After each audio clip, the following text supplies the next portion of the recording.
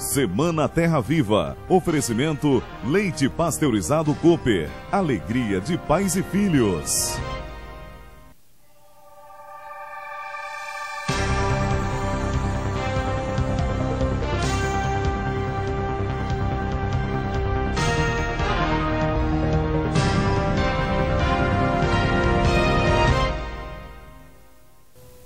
Bom dia! O Semana Terra Viva começa com uma reportagem sobre o Encontro Nacional de Defesa Sanitária Animal, que reuniu essa semana em São Paulo técnicos do Comitê Veterinário Permanente do Mercosul para discutir sobre o foco de febre aftosa notificado no Paraguai.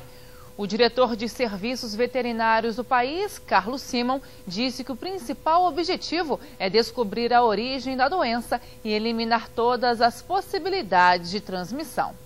Um foco de febre aftosa no Paraguai causou muita preocupação aos pecuaristas das regiões de fronteira.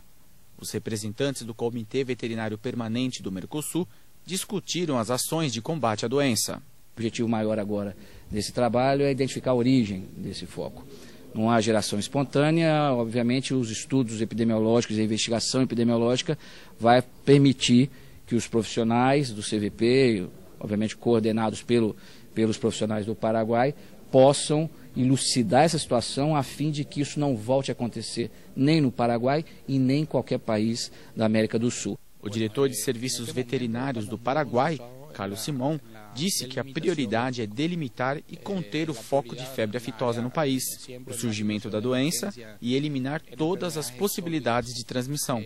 Simon destaca que toda a investigação será feita por técnicos do Comitê Veterinário Permanente do Mercosul. Colaboração de técnicos, tanto de paraguaios como de organismos internacionais. O ministro da Agricultura, Mendes Ribeiro Filho, disse que o embargo russo às carnes brasileiras deve ser resolvido até o final deste mês e o início de novembro. Ele também afirmou que a meta do governo é erradicar a febre aftosa em no máximo 2 anos. O embargo russo à carne brasileira dura mais de 3 meses. A expectativa do governo é que o impasse seja resolvido até o fim do mês. Nós queremos que até o final de outubro nós tenhamos isso definido sob o ponto de vista da Rússia. O que é preciso ressaltar que praticamente todo o mercado que tínhamos na Rússia foi deslocado para outros países, o que mostra a atuação conjunta do governo federal com o Ministério da Indústria e Comércio, o Ministério da Agricultura e o de Relações Exteriores. Eu tenho, como ministro da Agricultura, a certeza de que essa ação conjunta vai possibilitar que no final de outubro, início de novembro, nós tenhamos boas notícias na Rússia e boas notícias também sobre outros mercados. Para o ministro, o foco de febre aftosa no Paraguai não é motivo para preocupação e a meta é acabar com a doença em 2 anos. Nós temos um compromisso de 2013, até 2013, deixar de existir qualquer ameaça de aftosa. O que nós temos hoje? Temos um foco no Paraguai. O que fez o governo brasileiro?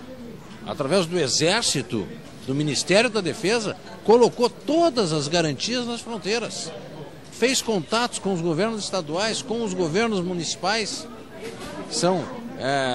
É uma estrutura extremamente importante para não deixar com que as coisas cheguem no nosso território. As exportações brasileiras de carne bovina recuaram 21% em volume de janeiro a setembro na comparação com o mesmo período de 2010. Já a receita aumentou mais de 30%.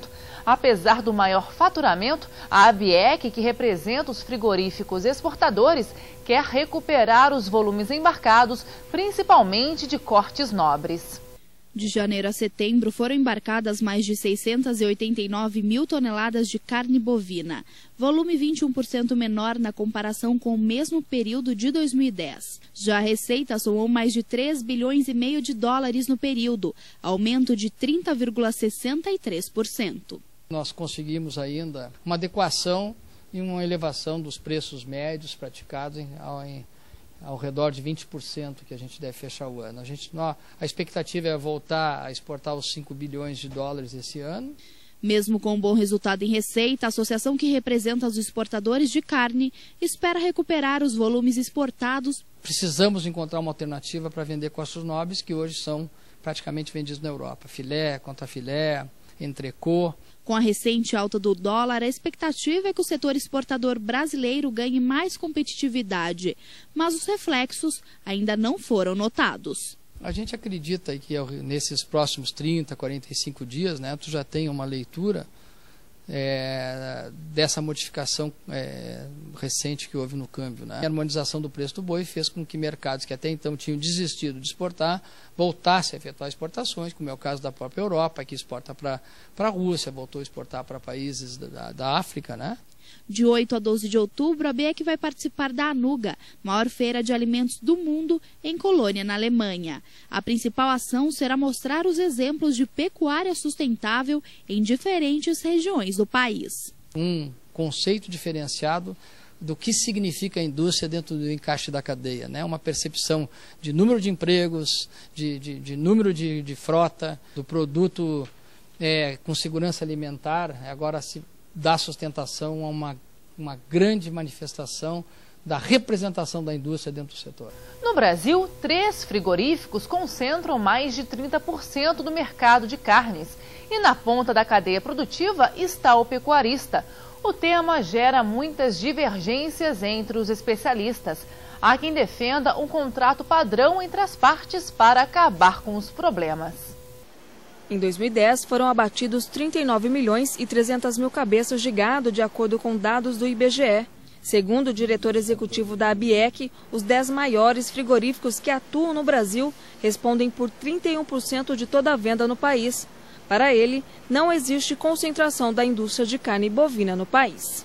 Nos Estados Unidos, para você comparar, as 3 maiores têm 68%. Né? O problema do Brasil, o grande problema do Brasil ainda é o grande número de abates que não são realizados nem em frigoríficos com inspeção federal.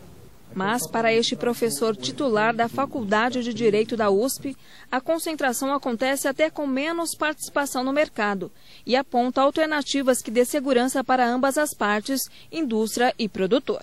Primeiro, a mais fácil, a mais tranquila, é tentar formalizar as relações jurídicas entre as partes. Por isso que eu sou partidário que haja um contrato tipo, padrão, entre o produtor e o frigorífico. Nós precisamos ter regras mais claras dessas concentrações. Nós temos que trabalhar isso de uma forma equilibrada. Significa o quê? Sentarmos juntos, a indústria frigorífica, o produtor rural, as suas entidades e o governo, fazendo o meio de campo nessa questão para clarear as regras. Nós não podemos ter num lugar do país uma indústria frigorífica trabalhando, uma região produtora de carne. Então nós temos que ter equilíbrio, ponderação nessas questões para não afastarmos investimentos, para não desestimularmos aquelas pessoas que nessas regiões estarão. Produtores de café estão preocupados com as medidas propostas pelo novo Código Florestal. Confira no próximo bloco.